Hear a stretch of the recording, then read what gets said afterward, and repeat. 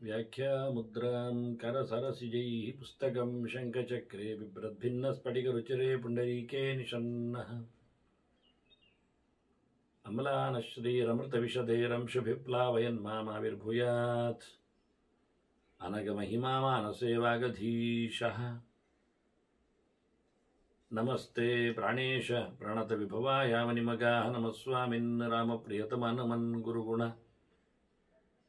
नमस्तुभ्यं भीमप्रबलतमकृष्णेष्ट भगवन् नमः श्रीमन्मध्वप्रदिश सुदृशन्नो जय जय श्रीगुरुभ्यो नमः। नारायणं सुरगुरुं जगदेकनाथं भक्तप्रियं सकल्लोकनमस्कृतं च त्रैगुण्यवर्जितमजं विभुमाद्यमीशं वन्दे भवग्नम् अमरासुरसिद्धवन्द्यं नारायणं नमस्कृत्य नरं चैव नरोत्तमं देवीं सरस्वतीं व्यासं ततो जयमुदीरये। ವೇದವ್ಯಾಸರ ಮಹಾಭಾರತದ ಚಿಂತಕರಿಗೆ ವಂದನೆಗಳು. ಶಾಂತಿ ಪರ್ವದ 179ನೆಯ ಪ್ರವಚನ. ಭೀಷ್ಮರು ಧರ್ಮರಾಜನಿಗೆ ಶತ್ರುವಿನಲ್ಲಿ ಮೈತ್ರಿಯನ್ನು ನೋಡಿಕೊಳ್ಳುವ ಚಿಂತನೆಯಲ್ಲಿ ಪ್ರಶ್ನೆಯಲ್ಲಿ ಬಹಳ ಚಂದವಾದ ಇಲ್ಲಿ ಬೆಕ್ಕುಗಳ ಕಥೆಯನ್ನು ಹೇಳಿದ್ದಾನೆ. ಬೆಕ್ಕೇನೋ ಪಾರಾಗಿದೆ, ಇಲ್ಲಿಯೂ ಬಚಾವಾಗಿದೆ. ಆದರೆ ಮತ್ತೆ ಕೂಡಲೇ ಅಂದರೆ ರಾತ್ರಿ ಆರಂಭದಲ್ಲಿ ಸಿಕ್ಕಿ ಹಾಕ್ಕೊಂಡಿದೆ ಬೆಕ್ಕು, ಬೆಳಗಿನ ಹೊತ್ತಿನವರೆಗೆ ಬಲೆಯಲ್ಲೇ ಇದ್ದಿದೆ. ಹೀಗಾಗಿ ಅದಕ್ಕೆ ಹಸಿವು ಸಹಜ, ರಾತ್ರಿ ಬೇಟೆ ಆಗಿಲ್ಲ. ಇದು ಅಚಾನಕವಾಗಿ ಈಗ ಮೈತ್ರಿ ಮಾಡಿಕೊಂಡದ್ದರಿಂದ ಹತ್ತಿರ ಬಂದು ತಾನೊಂದು ಊಟ ಮುಗಿಸಿದ್ದೇನೇನೋ ಯೋಚನೆಯಲ್ಲಿ ಬಾ ಊಟಕ್ಕೆ ಒಟ್ಟಿಗೆ ಬಾ ಅಂತಲೇ ಕೇಳ್ತಾ ಉಂಟದು. ನನ್ನೊಟ್ಟಿಗೆ ಬಂದು ಬಿಡು ಅಂತ ಹೇಳುತ್ತಾ ಇದೆ. ಅದು ಬರುವ ಲಕ್ಷಣ ಕಾಣದೇ ಇದ್ದಾಗ ಸ್ವಲ್ಪ ಚಿಂತನೆಗಳನ್ನು ಹೆಚ್ಚು ನಡೆಸಿದೆ. ನೋಡು, ನಾನು ಬೇಕಾದಾಗ ನಿನಗೆ, ನಾನು ಅಂತ ಹೇಳುವುದಿಲ್ಲ, ಮೊದಲಿಗೆ ಮಿತ್ರರು ಸಿಗುವುದು ವಿರಳ. ಕೃತ್ವಾ ಹಿ ಪೂರ್ವಂ ಮಿತ್ರಾಣಿ ಯಹ ಪಶ್ಚಾನ್ನಾನು ತಿಷ್ಠತಿ. ಮೊದಲು ಫ್ರೆಂಡ್ಶಿಪ್ ಮಾಡಿಕೊಂಡು ಮತ್ತೆ ಅದನ್ನು ಊರ್ಜಿತಗೊಳಿಸದೇ ಇದ್ದರೆ, ಅಂದರೆ ನಮ್ಮ ಸಿಮ್ ಕಾರ್ಡ್ಗಳನ್ನೆಲ್ಲ ಅದನ್ನು ಊರ್ಜಿತಗೊಳಿಸುವ ಹಾಗೆ ಅದು ಸಮಯಕ್ಕೆ ಸರಿಯಾಗಿ ಅದಕ್ಕೆ ಚಾರ್ಜ್ ಮಾಡಬೇಕು. ಹಾಗೆ ಇಲ್ಲಿ ಬೆಕ್ಕು ಹೇಳುತ್ತದೆ, ನಾವು ಮಿತ್ರರಾದೆವು, ಅದನ್ನು ಮುಂದುವರಿಸಬೇಕಲ್ಲ. ಯಾವುದೋ ಇಂಥದ್ದು ಕೆಲವು ಸನ್ನಿವೇಶಗಳಲ್ಲಿ ಬಂದು ಹೋಗುವ ಮೂಲಕ ಅದನ್ನು ಊರ್ಜಿತಗೊಳಿಸುವ ನಮೂನೆ. ಯಾರು ಮಿತ್ರರಾಗ್ತಾರೆ ಮೊದಲು ಮತ್ತದನ್ನು ಮುಂದುವರಿಸುವುದಿಲ್ಲ, ಗಟ್ಟಿ ಮಾಡುವುದಿಲ್ಲ. ಇದರಿಂದ ಏನಾಗ್ತದೆ ಕೇಳಿದರೆ ತೊಂದರೆ. ನಸ ಮಿತ್ರಾಣಿ ಲಭತೆ ಕೃಚ್ರಾಸು ಆಪತ್ಸು. ದುರ್ಮತಿ. ಅವನು ಮತ್ತಾರೇ ಫ್ರೆಂಡ್ಸ್ಗಳನ್ನು ಪಡೀಲಿಕ್ಕೆ ಆಗುವುದಿಲ್ಲ. ಅವನಿಗೆ ಯಾರು ಬರುವುದಿಲ್ಲ, ಬರಲಿಕ್ಕೆ ಕೇಳೋದಿಲ್ಲ. ಅವನಷ್ಟೇ ಬೇಕಾದಾಗ ಗೆಳೆತನ ಮಾಡ್ತಾನೆ, ಮತ್ತೆ ಮೂಸುವುದೇ ಇಲ್ಲ, ಹತ್ತಿರ ನೋಡುವುದೇ ಇಲ್ಲ, ತಲೆ ಮೇಲೆ ಹೋಗ್ತಾನೆ ಅದು ಮಾಡಿಕೊಂಡು ಅಂತ ಅವನನ್ನ ಬಗ್ಗೆ ಜನ ತಿಳಿಸಿಕೊಡುತ್ತಾರೆ. ಹೀಗಾಗಿ ನಾನು ನಿನಗೆ ಮಿತ್ರನಾಗಿ ಬಿಟ್ಟೆ, ಮೈತ್ರಿಯನ್ನು ಬೆಳೆಸಬೇಕು, ನೀನು ಉದಾಸೀನ ಮಾಡ್ತಾ ಇದ್ದಿ. ಹಾಗಾಗಿ ನಿನಗೆ ನಾನೇ ಅನ್ನೋ ಮಟ್ಟಿನಲ್ಲಿ ಅದು ತಾನು ಅಂತ ಹೇಳುವುದಿಲ್ಲ, ಜನರಲೈಸ್ ಮಾಡ್ತದೆ. ಇದೊಂದು ರೀತಿಯ ಅಲಂಕಾರ, ಅರ್ಥಾಲಂಕಾರ ಅಂತ ಹೆಸರು. ತನ್ನ ವಿಷಯವನ್ನು ಹೇಳಲಿಕ್ಕಿತ್ತು, ಹೊರ ವಿಷಯವನ್ನಾಗಿ ಮಾಡೋದು. ನಿನಗೆ ಯಾರು ಸಿಗುವುದಿಲ್ಲ ನೋಡು ಮತ್ತೆ ಹೀಗೆಲ್ಲ ಮಾಡಿದ್ರೆ ಅಂತ. ಅಂದರೆ ನಾನೇ ಮತ್ತೆ ಬರುವುದಿಲ್ಲ ಅಂತ, ನಾನು ಬೇಕಾದಾಗೆ ನಿನಗೆ ಮಿತ್ರನಾಗಲಾರೆ ಅನ್ನೋ ಒಂದು ಭಾವ ಬರುವ ಹಾಗೆ. ಮತ್ತಷ್ಟೇ ಅಲ್ಲದೆ ಇದನ್ನು ತರಾಟೆಗೆ ತಗೊಳ್ಳುತ್ತದೆ. ಸಾಮಾನ್ಯ ವಿಷಯ ಹೇಳುತ್ತಾ, ಮಿತ್ರನನ್ನು ಮುಂದುವರಿಸದೆ, ಮೈತ್ರಿಯನ್ನು ಮುಂದುವರಿಸದೆ ಅವನನ್ನು ನಾವು ತಿರಸ್ಕರಿಸಿದರೆ ಉದಾಸೀನ ಭಾವದಿಂದ ಬಿಟ್ಟು ಕೊಟ್ಟರೆ, ಮತ್ತೆ ಯಾರೋ ನಮಗೆ ತೊಂದರೆ ಬಂದಾಗ ಆಪತ್ತುಗಾಲಗಳಲ್ಲಿ ಯಾರೊಬ್ಬನು ಮಿತ್ರನಾಗಿ ಬರುವುದಿಲ್ಲ, ಅವನು ಪಡೆಯಲಾರ. ಯಾಕೆಂದ್ರೆ ಅವನು ದುರ್ಮತಿ, ಕೆಟ್ಟ ಭಾವ. ವಿಶ್ವಾಸ ಇಲ್ಲದವ, ಮಿತ್ರತ್ವವನ್ನು ಮುಂದುವರಿಸದವ ಅಂತ ದುರ್ಮತಿ ಶಬ್ದವನ್ನು ಹೇಳಿಬಿಡ್ತದೆ. ನೀನು ಕೆಟ್ಟವ ಅಂತ ಅರ್ಥವನ್ನು ಅವನಿಗೆ ಹೇಳದೆ ತಲೆ ಕೆಟ್ಟವನು ನೀನು ಅಂತ ಹೇಳಬೇಕಿತ್ತು. ಆದರೆ ಸಾಮಾನ್ಯವಾಗಿ ಮಿತ್ರನನ್ನು ಮುಂದುವರಿಸದವನು ಕೆಟ್ಟವನಾಗ್ತಾನೆ, ಕೆಟ್ಟ ಮನುಷ್ಯನಾಗ್ತಾನೆ, ಕೆಟ್ಟ ಮನಸ್ಸಿನವನಾಗ್ತಾನೆ ಅಂತ ಹೇಳಿ ಪರ್ಯಾಯವಾಗಿ ಅದಕ್ಕೆ ಬೇಯ್ದಿದೆ. ಮತ್ತೆ ಹೇಳಿದೆ, ನಾನು ನಿನ್ನ ಮಿತ್ರ ಅಲ್ವಾ, ಬಾ ನನ್ನ ಜೊತೆಯಲ್ಲಿ ಒಟ್ಟು ಊಟ ಮಾಡೋ ನಾವು ಅಂತ ಸ್ಪಷ್ಟವಾಗಿ ಉಪಭೋಕ್ತು ಅರ್ಹತಿ ಅಂತಲೇ ಹೇಳಿಬಿಡುತ್ತದೆ. ಮತ್ತೆ ನಾನು ಮಾತ್ರ ತಿಳ್ಕೊಳ್ಬೇಡ. ಈಗ ನಾನು ನಿನ್ನ ಮಿತ್ರ ಅಂದ ತಕ್ಷಣ ನನ್ನವರೆಲ್ಲ ಮಿತ್ರರಾಗಬೇಕು ಅಂತಿಲ್ಲ. ಅವರು ಸಹಜವಾಗಿ ಶತ್ರುಗಳೇ, ಇಲ್ಲಿ ಕಂಡರೆ ಬಾಯಿ ಬಿಡುವವರೇ.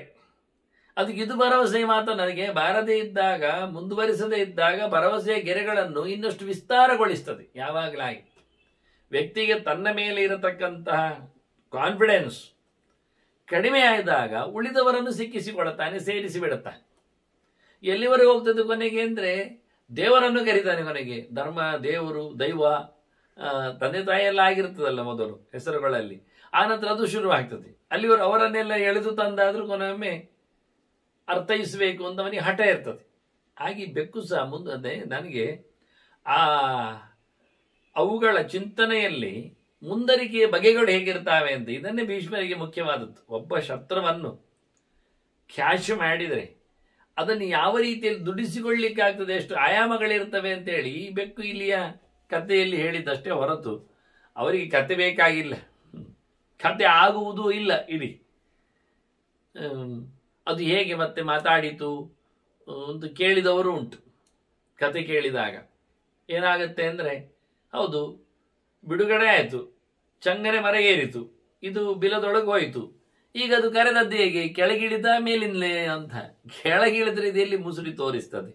ಹಾಗಾಗಿ ಸ್ವರ ಮಾತ್ರ ಕೇಳ್ತದೆ, ಗಟ್ಟಿಯಾಗಿ ಹೇಳ್ತದೆ. ಅನೇಕ ಬಗೆಯಲ್ಲಿ ಮಾತಾಡಲಿಕ್ಕೆ ಬೆಕ್ಕಿಗೆ ಬರ್ತದೆ, ಸಂಶಯಿಸಬೇಕಾಗಿಲ್ಲ. ನಾವು ಬೆಕ್ಕು ನೂರಾರು ಬಗೆಯಿಂದ ಮಾತಾಡ್ತದೆ. ನಮಗೆ ಭಾಷೆ ಬರುವುದಿಲ್ಲ, ಆದ್ರಿಂದ ಬೆಕ್ಕಿಗೆ ಬದುಕು ಇಲ್ಲಾದ್ರೆ ಅದು ನಮಗೆ ಬೈದದ್ದು ಅಂತ ಬೈದದ್ದು ನಮಗೆ ಆಗಿದ್ದರೆ, ಇದೊಂದು ಹಂಡೆ ಪಾತ್ರಕ್ಕೆ ಇಷ್ಟು ದೊಡ್ಡ ದೊಂಡೆಯನ್ನು ಮುಚ್ಚಿಬಿಟ್ಟಿದೆ, ಒಂದು ತೊಟ್ಟು ನೀರು ಚೆಲ್ಲದಂತೆ, ಹಾಲು ಚೆಲ್ಲದಂತೆ ಭಾರಿ ನಾಜೂಕಾಗಿ ಲೋಟಿಗೆ ಹಾಕೊಳ್ತದೆ ಎಲ್ಲ ಹೇಳ್ಕೊಳ್ತಿದ್ರೆ ಅದು ನಮಗದು ಅರ್ಥ ಆಗ್ತಿದ್ರೆ ನಾವು ಪಕ್ಕದಲ್ಲಿದ್ದು ಸೊಂಟೆಯೋ ಲಟ್ಟಣಿಗೂ ಬಿಸಾಡ್ತಿದ್ದೆವು. ಪುಣ್ಯಕ್ಕೆ ಅದರ ಭಾಷೆ ಬರೋದಿಲ್ಲ. ನಿಜವಾಗಿ ಅದು ಮಾತಾಡಿದ್ದೆಲ್ಲ ಹೆಚ್ಚು, ಬೈದದ್ದೇ ಹೆಚ್ಚು, ಇರಲಿ ಬಿಡಿ. ಹೀಗಾಗಿ ಅದು ಬಹಳಷ್ಟು ಚಂದವಾಗಿ ನೂರಾರು ಬಗೆಯಿಂದ ತನ್ನ ರಾಗವನ್ನು ಮಾಡುತ್ತದೆ ಅದು. ಈಗ ಮತ್ತೆ ಬದಲಿಸಿದು. ನೋಡು, ನಿನಗೆ ನಾನು ಮಿತ್ರ ಅಂದೆ, ಜೊತೆಗೆ ಬಾ ಅಂತ ಕರೆದೆ. ನಿನಗೆ ಸಂಶಯ ಬರಬಹುದು, ಉಳಿದವರೆಲ್ಲ ನನ್ನ ಮನೆ ಮಂದಿಗಳೆಲ್ಲ ನಿನ್ನನ್ನು ವಿರೋಧಿಸಿ ಯಾರು ಅಂತ. ಇಲ್ಲ, ಯಾನಿಮೇ ಸಂತಿ ಮಿತ್ರಾಣಿ ಯಚ ಮೇ ಸಂತಿ ಬಾಂಧವಾ ಸರ್ವೇ ತ್ವಾಂ ಪೂಜಯಿಷ್ಯಂತಿ. ನನ್ನ ಮನೆ ಮಂದಿಗಳು ಬಿಡಿ, ನನ್ನ ಮಿತ್ರರು ಸಹ, ನನ್ನ ಗೆಳೆಯರು ಸಹ ನಿನಗೀಗ ಗೆಳೆಯರಾಗ್ತಾರೆ. ನನ್ನ ಮನೆ ಮಂದಿಗಳು ಸಹ, ಬಂಧುಗಳೆಲ್ಲ ಇದ್ದಾರಲ್ಲ, ಹುಟ್ಟಿ ಬಂದವರು, ಒಟ್ಟಿರುವವರು, ಅವರೆಲ್ಲ ನಿನ್ನನ್ನು ಮೆಚ್ಚಿಕೊಳ್ಳುತ್ತಾರೆ, ನಿನ್ನನ್ನು ಗೌರವಿಸ್ತಾರೆ. ನಿನ್ನನ್ನು ಪೂಜಯಿಷ್ಯಂತೆ ಅಂತದೆ, ಭಕ್ಷಯಿಷ್ಯಂತೆ ಹೇಳಲಿಲ್ಲ, ತಿಂತ ಹಾಕ್ತಾರೆ ಹೇಳಲಿಲ್ಲ, ನಿನ್ನನ್ನು ಗೌರವಿಸ್ತಾರೆ. ಅದು ಹೇಗಪ್ಪ ಕೇಳಿದರೆ ಬಹಳ ಚಂದವಾದ ಬೆಕ್ಕಿಗೆ ನೋಡಿ ಉದಾಹರಣೆಗಳು ಸುಮಾರು ಗೊತ್ತುಂಟು. ನಾನು ಹೇಳೋದು ಈ ಉದಾಹರಣೆಗಳು ಉಪಮಾ ಕಾಳಿದಾಸಸ್ಯ ಹೇಳಿಕೊಂಡು ನಾನು ಬಹಳ ಹಿಂದೆ ಹೇಳಿದ್ದೇನೆ ಅದನ್ನು. ಕಾಳಿದಾಸನ ಉಪಮೆಗೆ ಬೆಲೆ ಹೆಚ್ಚು ಅಂತ ಹೇಳಿಕೊಂಡು. ಅಲ್ಲ, ಕಾಳಿದಾಸನು ಕದ್ದದ್ದೆಲ್ಲಿಂದ ಗೊತ್ತುಂಟು ಇವರಿಗೆ ಸಂಗತಿಗಳನ್ನೆಲ್ಲ. ಅವನೆಲ್ಲ ಪುರಾಣಗಳದ್ದು ಗೆರೆಗೆರೆಗಳನ್ನೇ ಹೇಳ್ಕೊಂಡಿದ್ದಾನೆ ಕೆಲವು ಕಡೆ. ಕುಮಾರ ಸಂಭವ, ರಘುವಂಶವೆಲ್ಲ ನೋಡಿಕೊಂಡಾಗ ಇರಲಿ ಬಿಡಿ, ಅವರ ಸ್ವಾತಂತ್ರ್ಯ, ಅದಕ್ಕೇನು ಮಾಡುವ. ಅದಕ್ಕಿಂತ ಮಿಗಿಲಾದ ಈ ದೃಷ್ಟಾಂತಗಳನ್ನು ಬಳಸಿಕೊಂಡದ್ದು ವೇದವ್ಯಾಸ. ಅದರಿಂದ ಉಪಮಾ ಕಾಳಿದಾಸಸ್ಯ ಅಲ್ಲ, ಕಾಳಿ ಜಾತಸ್ಯ ಅಂತ ನಾನು ಹೇಳುದು. ಕಾಳಿಯಲ್ಲಿ, ಸತ್ಯವತಿಯಲ್ಲಿ ಹುಟ್ಟಿ ಬಂದಿರತಕ್ಕ ವೇದವ್ಯಾಸರ ಉಪಮೆ ನೋಡಿ ಒಮ್ಮೆ ನೀವು ಅಂತ. ಕೇವಲ ಅದು ಮಾತ್ರ ಅಲ್ಲ, ಎಲ್ಲವೂ ದಂಡಿಯು ವೇದವ್ಯಾಸರೇ ಅಲ್ವಾ. ಅವರು ಸನ್ಯಾಸ ಧರ್ಮದಲ್ಲಿ ನೆಲೆಗೊಂಡದ್ರಿಂದ ದಂಡಿಯೂ ಆಗ್ತಾರೆ ಅವರು, ಬೇಕಾದ್ರೆ ಇರಲಿ. ಅವರು ಪ್ರಕಾಶಕವಾದ ರವಿಮಂಡಲ ಮಧ್ಯವರ್ತಿಯಾದ ವೇದವ್ಯಾಸರನ್ನು ನಾವು ಅಜ್ಞಾನದ ಕತ್ತಲೆಯನ್ನು ಹೋಗಲಾಡಿಸಿದ್ರಿಂದ, ಜ್ಞಾನಸೂರ್ಯನನ್ನ ಕೆರೆದ್ರಿಂದ ಅವರು ನಮಗೆ ಭಾರವಿಯೂ ಆಗ್ತಾರೆ. ಭಾರತದ ಭಾರತವಿತ್ತು ಆಗ್ತಾರೆ, ಭಾರತವಿತ್ ಭಾರವಿ ಅಂತ. ಹೀಗಾಗಿ ಯಾವುದೇ ಬಗೆಗಳಿದ್ರೂ ವೇದವ್ಯಾಸರ ಮಹಾಭಾರತದ ಬಗೆಯಲ್ಲಿಲ್ಲದ್ದನ್ನು ಕವಿಗಳಲ್ಲಿ ನೋಡ್ಲಿಕ್ಕೆ ಬರುವುದಿಲ್ಲ. ಒಂದೊಂದು ಕವಿಗಳಲ್ಲಿ ಒಂದೊಂದು ವೈಶಿಷ್ಟ್ಯ ಕಾಣಬಹುದು, ಆದರೆ ಎಲ್ಲ ವೈಶಿಷ್ಟ್ಯಗಳ ಆಗರ ವೇದವ್ಯಾಸರ. ಹಾಗಾಗಿ ಇಲ್ಲಿ ಬಹಳ ಚಂದವಾಗಿ ಅವರು ಹೇಳ್ತಾರೆ, ಬೆಕ್ಕು ಹೇಳುತ್ತದೆ, ಅವರೇ ಹೇಳ್ತಾರೆ, ಬೆಕ್ಕು ಹೇಳ್ತದೆ ಇಲ್ಲಿಗೆ, ಶಿಷ್ಯ ಗುರುಮಿವ ಪ್ರಿಯಂ. ಅಯ್ಯ, ಏನ್ ತಿಳ್ಕೊಂಡಿ? ಗುರುಗಳನ್ನು ಶಿಷ್ಯರು ಹೇಗೆ ಆತ್ಮೀಯವಾಗಿ ಪ್ರೀತಿಸ್ತಾರೆ, ಗೌರವಿಸ್ತಾರೆ, ಕಾಲಿಡಿತಾರೆ, ಪ್ರದಕ್ಷಿಣೆ ಬರ್ತಾರೆ, ಹಾಗೆ ನೋಡಿ ಗುರುಗಳನ್ನು ಶಿಷ್ಯರು ನೋಡಿಕೊಳ್ಳುವ ಹಾಗೆ ನಾನು ನಿಮ್ಮನ್ನು ನೋಡಿಕೊಳ್ತೇನೆ. ನಾವು ನಮ್ಮವರು, ಬಂಧುಗಳು, ಮಿತ್ರರೆಲ್ಲ ಸೇರಿ. ಅಲ್ಲ, ಎಲ್ಲ ಅಂತ ಹೇಳಲಿಕ್ಕೆ ಆಗುವುದಿಲ್ಲ. ಕೆಲವು ಶಿಷ್ಯರು ಗುರುಗಳನ್ನು ತಾತ್ಸಾರದಿಂದ ತಮಾಷೆ ಮಾಡ್ತಾ ಮತ್ತೆ ಕೇವಲ ಕೆಲಸದವರಂತೆ ಅಂತ. ಅದಕ್ಕೆ ಇದು ಹೇಳ್ತದೆ, ಶಿಷ್ಯ ಗುರುಮಿವ ಪ್ರಿಯಂ. ಪ್ರಿಯವಾದ ಗುರುಗಳನ್ನು, ಪ್ರಿಯವನ್ನು ಮಾಡಿದ, ಜ್ಞಾನವನ್ನು ಕರುಣಿಸಿದ ಒಳ್ಳೆ ಗುರುಗಳನ್ನು ಶಿಷ್ಯರು ಹೇಗೆ ಹೇಳ್ತಾರೆ ನೋಡಿ, ಹೇಗೆ ಉಪಾಸನೆ ಮಾಡ್ತಾರೆ, ಉಪಸತಿ ಮಾಡ್ತಾರೆ. ಅವರು ಮಲಗಿದ ಬಳಿಕ ಮಲಗ್ತಾರೆ, ಅಷ್ಟೊತ್ತಿಗೆ ಅವರಿಗೆ ಸೇವೆ ಮಾಡ್ತಾರೆ, ಅವರು ಹೇಳುವ ಮುಂಚೆ ಎದ್ದಿರುತ್ತಾರೆ ಅವರ ಸೇವೆಗಾಗಿ, ಅವರ ಸನಿಹೇ ಕೂತಿರುತ್ತಾರೆ, ಅವರು ಹೇಳುವುದನ್ನು ಕೇಳಿಕೊಳ್ತಾರೆ, ತಿಳಿದುಕೊಳ್ಳುತ್ತಾರೆ, ಪ್ರಶ್ನಿಸ್ತಾರೆ, ಎಷ್ಟೆಲ್ಲ ಕೆಲಸ ಮಾಡುವುದಿಲ್ಲ. ಅಂದ ಪ್ರಿಯವಾದ ಗುರುಗಳಿಗೆ ಶಿಷ್ಯ ಮಾಡುವ ಹಾಗೆ ನೀನು ನಮಗೆ ಪ್ರಿಯವಾಗಿ, ನಮ್ಮೆಲ್ಲ ಪರಿವಾರದವರಿಗೆ ನಾವೆಲ್ಲ ಶಿಷ್ಯರಂತೆ ನಿನ್ನನ್ನು ಗೌರವಿಸಲಿಕ್ಕೆ ಉಂಟು. ಅವರೆಲ್ಲ ಮಾಡ್ತಾರೆ ಅಂತಲ್ಲ, ಅಹಂಬಿ ಪೂಜೆಯ, ನಾನು ಪೂಜಯಿಷ್ಯತ್ವಂ, ನಾನು ನಿನಗೆ ಗೌರವಿಸ್ತೇನೆ. ನಾನು ನಿನಗೆ ಅಂತ ಹೇಳಿಕೊಂಡು ನೀನು ನನಗೆ ಉಪಕಾರ ಮಾಡಿದೆ, ನಾನು ನಿನಗೆ ಉಪಕಾರ ಮಾಡಿದೆ ಅಂತಲ್ಲ. ನಿನ್ನ ಮನೆತನದ ಜನರಿಗೆಲ್ಲರಿಗೂ ನಾನು ಗೌರವಿಸ್ತೇನೆ. ನಾನೇ ಸ್ವಯಂ ಸಮಿತ್ರ ಗಣಬಾಂಧವಂ.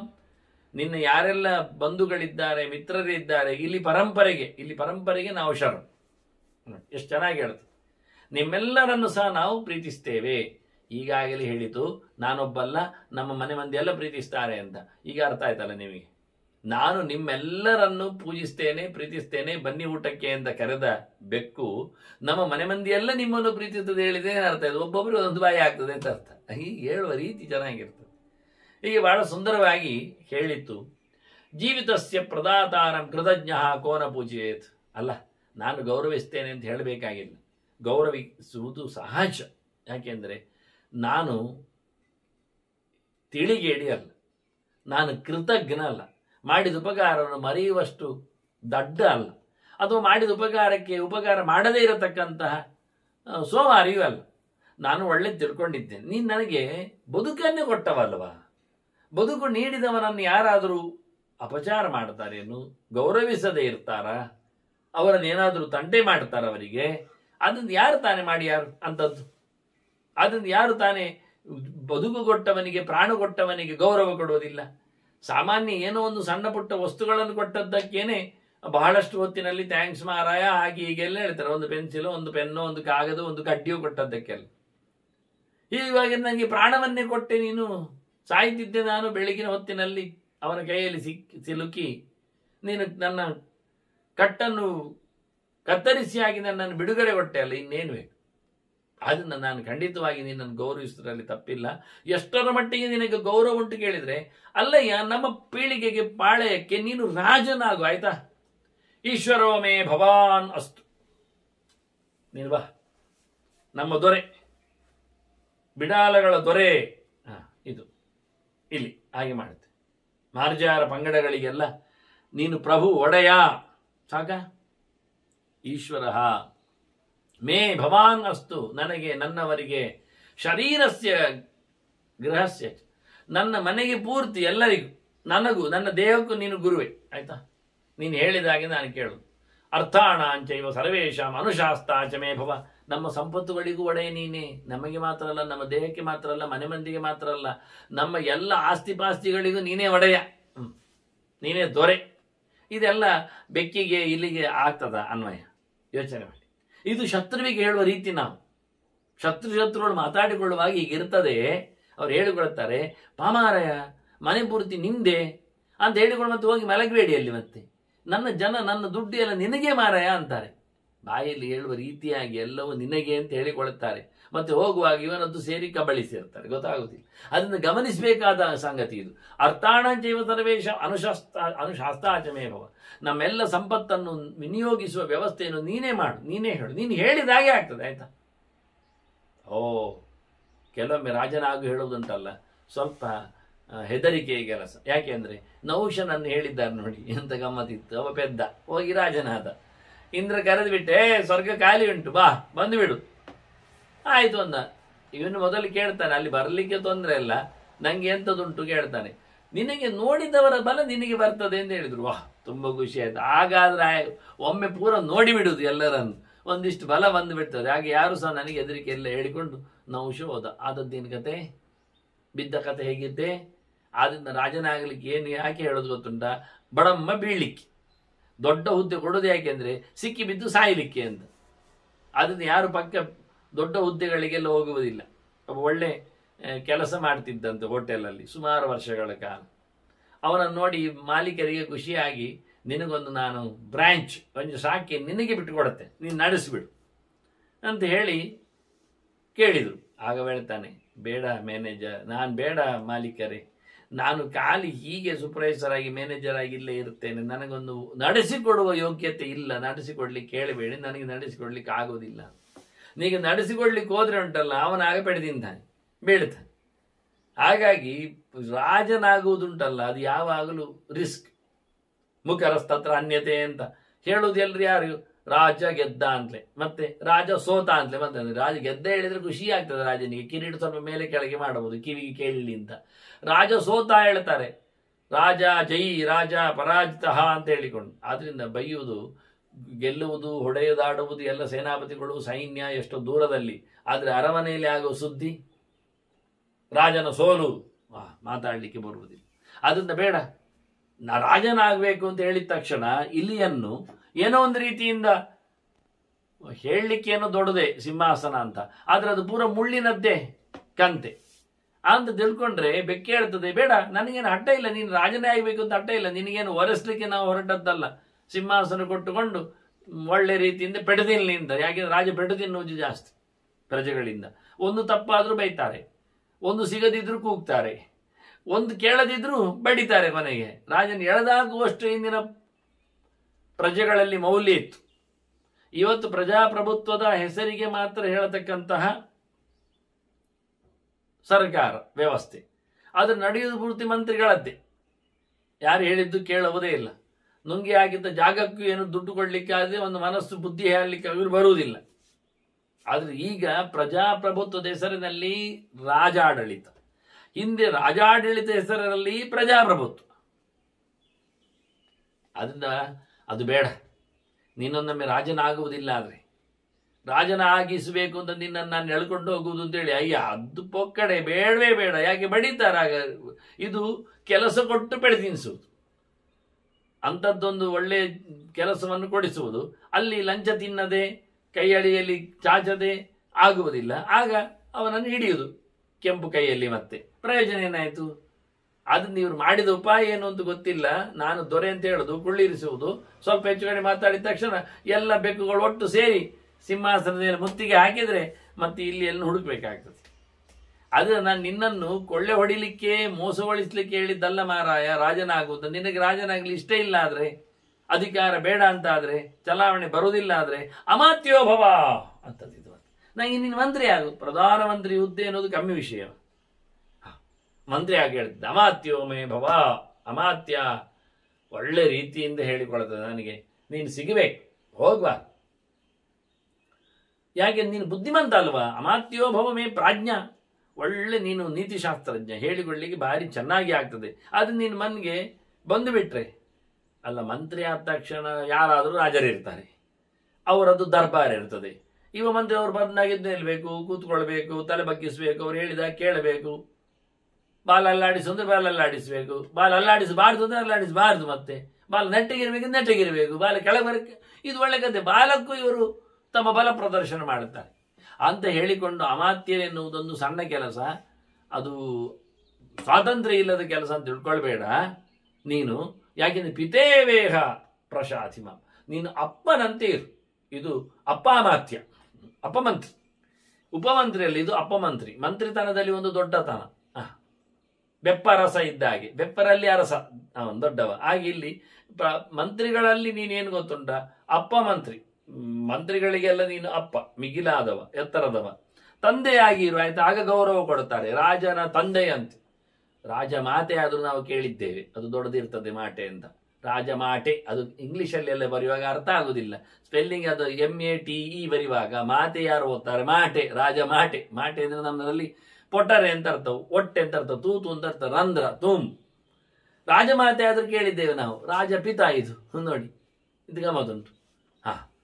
ಅದನ್ನ ನಾನು ರಾಷ್ಟ್ರಪತಿ ನಿನ್ನನ್ನು ಮಾಡ್ತೇನೆ ಅಂತ ಹೇಳ್ತದೆ. ಒಳ್ಳೆಯ ವಿಷಯ. ಹಾಗೆ ಬಾ ನೀನು ಅತ್ಯಂತ ಎತ್ತರದಲ್ಲಿ, ರಾಜನಿಗೂ ನೀನು ಅಪ್ಪ. ರಾಷ್ಟ್ರಪತಿ ಅಂದ್ರೆ ಹಾಗೆ, ರಾಷ್ಟ್ರ ಅಂದ್ರೆ ರಾಜ, ರಾಷ್ಟ್ರ. ರಾಜ ಅಂದ್ರೆ ಜನರಿಗೆ ಎಲ್ಲಿ ಗೊತ್ತುಂಟು ಈ ಶಬ್ದದ ಅರ್ಥ ಎಲ್ಲ ಗೊತ್ತಿಲ್ಲ ಬಿಡಿ. ರಾಜ ಅಂದ್ರೆ ರಾಷ್ಟ್ರ, ರಾಷ್ಟ್ರ ಅಂದ್ರೆ ರಾಜ, ರಾಜ ರಾಷ್ಟ್ರಂ ಅಂತ ಅದು ವ್ಯವಸ್ಥೆ. ರಾಷ್ಟ್ರಪತಿ ಅಂದ್ರೆ ರಾಜನ ಅಪ್ಪ, ರಾಜನನ್ನು ನೋಡಿಕೊಳ್ಳುವ ಅಂತ ಕ್ರಮ, ರಾಜನ ಅಪ್ಪ ಅಂತ ಅರ್ಥ. ಆದ್ರೆ ಇದು ಹೇಳ್ತದೆ ನಿನ್ನನ್ನು ನಾನು ರಾಷ್ಟ್ರಪತಿ ಮಾಡ್ತೇನೆ. ಹಾಗೆ ಮಾಡು. ನೀನು ನೋಡಿಕೊಳ್ಳಿಕ್ಕೆ ಸುಮ್ಮನೆ ರಬ್ಬರ್ ಸ್ಟ್ಯಾಂಪ್ ಅಲ್ಲ, ಪ್ರಸಾದಿ ಮಾಮ್, ನಮ್ಮನೆಲ್ಲ ನೋಡಿಕೊ.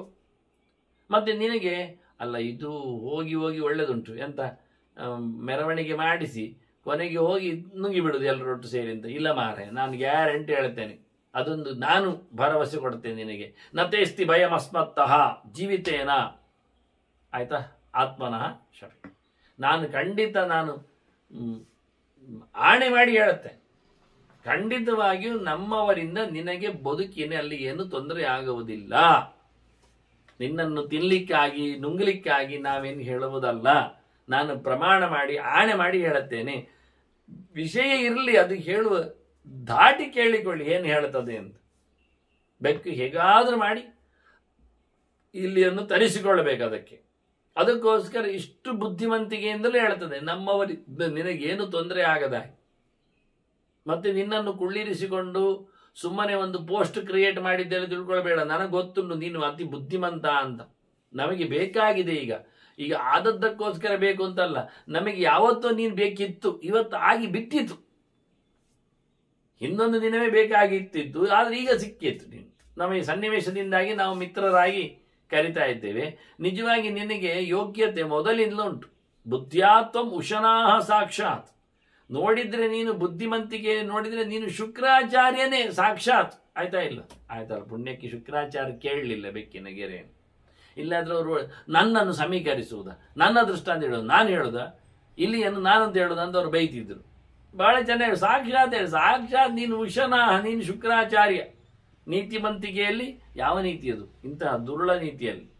ಶುದ್ಧ ನೀತಿ ಆದರೆ ಅದು ಬೃಹಸ್ಪತಿ ಆಚಾರದ್ದು. ಗುರು ನೀತಿ ಒಂದು, ಶುಕ್ರ ನೀತಿ ಒಂದೊಂದು ಎರಡುಂಟು. ಹಾಗಾಗಿ ದೈತ್ಯರಿಗೊಂದು ನೀತಿ, ದೇವತೆಗಳಿಗೊಂದು ನೀತಿ. ದೈತ್ಯರ ಗುರು ಶುಕ್ರಾಚಾರ್ಯ, ಅವನದ್ದು ಭಾರಿ ಚಂದ ಉಂಟು ನೀತಿಗಳೆಲ್ಲ. ಹಾಗಾಗಿ ಹೇಳ್ತಾನೆ, ನೀನು ನಿಜವಾಗಿ ಒಳ್ಳೆಯ ನೀತಿ ಶಾಸ್ತ್ರಜ್ಞ, ನೀನು ಶುಕ್ರಾಚಾರ್ಯನಂತೆ ನಮಗೆ ಒಳ್ಳೇದಾಗ್ತದೆ. ನೀನು ಒಳ್ಳೆ ನೀತಿ ಶಾಸ್ತ್ರಜ್ಞ, ನಾವು ಒಳ್ಳೆ ಬಲಿಷ್ಠರು. ಬಲೇನ ಅಧಿಕೃತ ಅವಯಂ, ನಮ್ಮಲ್ಲಿ ಬಲ ಉಂಟು, ನಿನ್ನಲ್ಲಿ ತಿಳಿ ಉಂಟು. ಇದು ಎರಡು ಒಟ್ಟು ಸೇರಿದ್ರೆ ಜ್ಞಾನದ ವ್ಯವಸ್ಥೆ, ಅದನ್ನು ಕ್ರಿಯೆಯಲ್ಲಿ ಕಾಣಿಸತಕ್ಕಂಥ ಬಲದ ವ್ಯವಸ್ಥೆ, ಪ್ರಯತ್ನದ ಕತೆ. ನಾವೆಲ್ಲ ಬಲಿಷ್ಠರು, ನಮ್ಮಲ್ಲಿ ಬಲ ಎನ್ನುವುದು ಅಭ್ಯಾಸ ಆಗಿಬಿಟ್ಟಿದೆ. ಆದ್ರಿಂದ ನಾವಿಬ್ರು ಒಟ್ಟು ಸೇರಿಕೊಂಡ್ರೆ ಮಂತ್ರ ಬಲಯುಕ್ತೋ ಹಿ ದದ್ಯ ವಿಜಯಮೇವಮೇ. ನೀನು ನಮ್ಮ ಬಲಿಷ್ಠರ ಜೊತೆಯಲ್ಲಿ ಸೇರಿಕೊಂಡ್ರೆ ನಿನ್ನ ಬುದ್ಧಿಗೊಂದು ಬೆಂಬಲ ಆಗ್ತದೆ. ನಿನ್ನ ಬುದ್ಧಿಯ ಬೆಂಬಲದಿಂದ ನಮ್ಮ ಬಲಕ್ಕೊಂದು ಬೆಲೆ ಬರ್ತದೆ. ಹಾಗಾಗಿ ನೀನು ಮತ್ತೆ ನಾವು ಒಟ್ಟು ಸೇರಿಕೊಂಡ್ರೆ ನನಗೆ ಜಯೋತ್ಸವ, ನಾನು ಗೆಲ್ತೆ, ನಾನು ಒಳ್ಳೆಯ ರೀತಿಯಿಂದ ಇರ್ತೇನೆ. ನಮ್ಮವರಲ್ಲಿನ ಬಲ ಉಂಟು, ನಿನ್ನಲ್ಲಿ ನೈತಿಕವಾದಂತಹ ಬುದ್ಧಿಮಂತಿಕೆ ಇದೆ.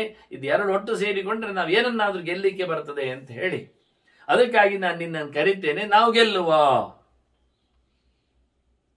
ಬಹಳ ಚಂದ ಮಾತಾಡಿದ್ವಿ. ಇಲ್ಲಿಯೂ ಮಾತಾಡ್ತದೆ, ಚಂದವಾಗಿ ಕೇಳಿದೆ, ನೀನು ಸಹ ಚಂದನಾಗಿ ಕೇಳು ಅಂತ ಹೇಳ್ತದೆ. ಇಲ್ಲಿ ಸಹ ಅಷ್ಟು ಸುಮ್ಮನೆ ಇರಲಿಲ್ಲ ಅದು. ನಾನು ನಿನ್ನ ಮಾತುಗಳನ್ನೆಲ್ಲ ಚೆನ್ನಾಗಿ ಕೇಳಿದೆ, ಅರ್ಥ ಆಗಿದೆ. ನಾನು ಕೆಲವು ಮಾತುಗಳನ್ನು ಹೇಳ್ತೇನೆ, ನೀನು ಕೇಳಬೇಕು. ಯಾಕೆ ಅಂದರೆ ನಾನು ಮೊದಲಿಂದ ಶುರು ಮಾಡುತ್ತೆ. ನೀನು ಯಾರು? ನೀನು ಯಾರು? ನೀನು ಯಾರು? ಏನೊಂದು ಗುರುತಿಸುವುದು? ನಾನು ಬೆಕ್ಕು ಅಂತಲ್ಲ. ಇಲ್ಲಿಗೆ ನೀನು ಯಾರು? ಇಲ್ಲಿಗೆ ನಾನು ಶತ್ರು ಅಲ್ವಾ? ಬೆಕ್ಕಿಗೆ ಯಾರು? ನಾನು ಶತ್ರು ಅಲ್ವಾ? ಹಾಗಿರುವಾಗ ತಿಳಿಬೇಕಾದೀಗ ಶತ್ರು ಯಾರು ಮಿತ್ರ ಯಾರು ಅಂತ. ನೀನೇನು ಹೇಳ್ತೀನಿ? ನಾನು ಮಿತ್ರ, ಊಟಕ್ಕೆ ಬಾ ಅಂತ. ಇನ್ನವಿಗೆ ಹೇಗೆ? ವೇದಿತವ್ಯಾನಿ ಮಿತ್ರಾಣಿ ಬೋದ್ಧವ್ಯಾನಿ ಚ ಶತ್ರವ. ನಿಜವಾಗಿ ತಿಳಿಯಬೇಕಾದ್ದು ಎರಡು ಸಹ. ಬೋದ್ಧವ್ಯಾಶ್ಚೈವ ಶತ್ರವ. ಶತ್ರುಗಳ ಬಗ್ಗೆಯೂ ಕೂಲಂಕುಷವಾಗಿ ವಿಮರ್ಶೆ ಮಾಡಬೇಕು, ತಿಳ್ಕೊಳ್ಬೇಕು. ಮಿತ್ರರ ಬಗ್ಗೆಯೂ ಮೈತ್ರಿಯ ಬಗ್ಗೆಯೂ ಬಹಳ ಚೆನ್ನಾಗಿ ವಿಮರ್ಶೆ ಮಾಡಿರಬೇಕು. ತಿಳಿಬೇಕಾದ ಸಂಗತಿ ಅರಿಗಳನ್ನು ಮತ್ತೆ ತನ್ನವರನ್ನು, ಪ್ರಿಯ ವಿಶ್ವಾಸಕ್ಕೆ ಪಾತ್ರರಾದ ಗೆಳೆಯರನ್ನು ಮತ್ತೆ ವಿರೋಧಿಗಳನ್ನು ಇದು ತಿಳಿಯಬೇಕು. ಯಾಕೆಂದ್ರೆ ಇದು ಏತತ್ತು ಸುಸೂಕ್ಷ್ಮಂ ಲೋಕೇಸ್ಮಿನ್ ದೃಶ್ಯತೆ ಪ್ರಾಜ್ಞ ಸಮ್ಮತೈ. ಇದನ್ನು ಊರಿನ ತಿಳಿದವರು, ಬಹಳ ಬುದ್ಧಿಮಂತರು, ಚೆನ್ನಾಗಿ ಅರಿತವರು ಬಹಳ ಸೂಕ್ಷ್ಮವಾಗಿ ಗುರುತಿಸ್ತಾರೆ, ಗಮನಿಸ್ತಾರೆ. ನಾವು ಸುಮ್ಮನೆ ಮೇಲಿಂದ ಮೇಲೆಗೆ ಗೆಳೆಯ ಶತ್ರು ಅಂತ ಹೇಳಲಿಕ್ಕೆ ಬರುವುದಿಲ್ಲ. ಇದು ಲೋಕದಲ್ಲಿನ ಕಥೆ. ತುಂಬಾ ಸೂಕ್ಷ್ಮವಾಗಿ ಇದನ್ನು ಗಮನಿಸಬೇಕಾಗಿದೆ. ಯಾಕೆಂದ್ರೆ ಶತ್ರು ರೂಪಾಯಿ ಸುಹೃದ ಮಿತ್ರ ರೂಪಾಶ್ಚ ಶತ್ರವ. ಕೆಲವೊಮ್ಮೆ ಗೆಳೆಯರೇ ಶತ್ರುಗಳಂತೆ ಕಾಣ್ತಾರೆ, ಕೆಲವೊಮ್ಮೆ ಶತ್ರುಗಳೇ ಗೆಳೆಯರಂತೆ ಬರ್ತಾರೆ. ಹೇಗೆ ಅರ್ಥೀಯ ಮಾಡಿಕೊಳ್ತೀಯ? ಯಾರು ಶತ್ರು ಯಾರು ಮಿತ್ರ ಹೇಳುವುದು? ಒಳಗಿಂದ ಶತ್ರುವಾದ ಹೊರಗಿಂದ ಮಿತ್ರನಾಗಿ ಕಾಣಿಸ್ತಾನೆ, ಕೆಲವೊಮ್ಮೆ ಒಳಗಿಂದ ಮಿತ್ರನಾದ ಹೊರಗಿಂದ ಶತ್ರುವಾಗಿ ನಮಗೆ ಕಾಣುತ್ತಾನೆ. ಹೀಗಾಗಿ ನಾವು ಯಾರನ್ನು ಹೇಗೆ ಗುರುತಿಸುವುದು? ಯಾರ ರೂಪ ಎಲ್ಲಿ ಉಂಟು? ಹೇಗೆ ಗುರುತಿಸ್ಲಿಕ್ಕೆ ಆಗ್ತದೆ? ಶಾಂತಿದಾಸ್ತೆ ನಬುದ್ಧಂತೆ. ಇವರಿಗೆಲ್ಲ ನಾವು ಏನು ಉತ್ತರ ಕೊಟ್ಟರು, ಬೋಧೆ ಹೇಳಿದ್ರು, ಸಮಾಧಾನಾದಿಗಳಿಂದ ನಡೆಸಿಕೊಟ್ರು, ಅವರಿಗೆ ಏನು ಎಚ್ಚರ ಆಗುವುದಿಲ್ಲ. ಯಾಕೆ ಅಂದ್ರೆ ರಾಗ ಲೋಭ ವಶಂಗತಾಹ.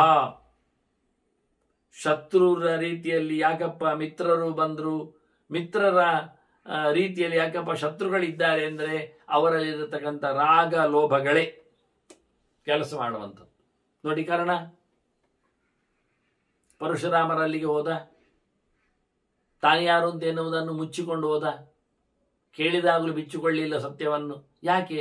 ಅವನಿಗೆ ರಾಗ ಲೋಭ. ತಾನು ವಿದ್ಯೆಯನ್ನು ಸಂಪಾದನೆ ಮಾಡಬೇಕು. ವಿದ್ಯೆ ಸಂಪಾದನೆ ಮಾಡಲಿಲ್ವಾ? ಕಾರಣ ಈಗಾಗಲೇ ಮಾಡಿದ್ದ. ಮತ್ತೆ ಯಾರು ಕಲಿತಿದ್ದಾರೋ, ಅವರಿಗೆ ಯಾರು ಕಲಿಸಿಕೊಟ್ಟಿದ್ದಾರೋ ಅವರ ಗುರುಗಳೆಲ್ಲ ತಾನು ತಿಳಿದಬೇಕು ಅಂತ ಹಠ ಹಿಡಿದ. ದ್ರೋಣರು ಕಲಿತದ್ದೆಲ್ಲಿ? ಪರಶುರಾಮರಲ್ಲಿ. ಈಗ ದ್ರೋಣರು ಪಾಂಡವರಿಗೆ ಹೇಳಿ ಕೊಡ್ತಾ ಇದ್ದಾರೆ, ಕೌರವರು ಹೇಳಿಕೊಡ್ತಾ ಇದ್ದಾರೆ. ಅದರಲ್ಲಿ ತನಗೆ ಪ್ರವೇಶ ಇಲ್ಲ ಆಯ್ತು. ಈಗೇನ್ ಮಾಡ್ತಾನವ?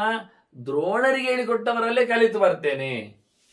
ಇದು ಅವನಿಗೆ ಅವರಿಗಿಂತ ಹೆಚ್ಚಿನ ವಿದ್ಯೆ ನನ್ನಲ್ಲಿ ಇರಬೇಕು, ನನಗೂ ಸಹ ಬಿಲ್ವಿದ್ಯೆ ಬರಬೇಕು ಅಂತ ರಾಗ ಮತ್ತೆ ಲೋಭ.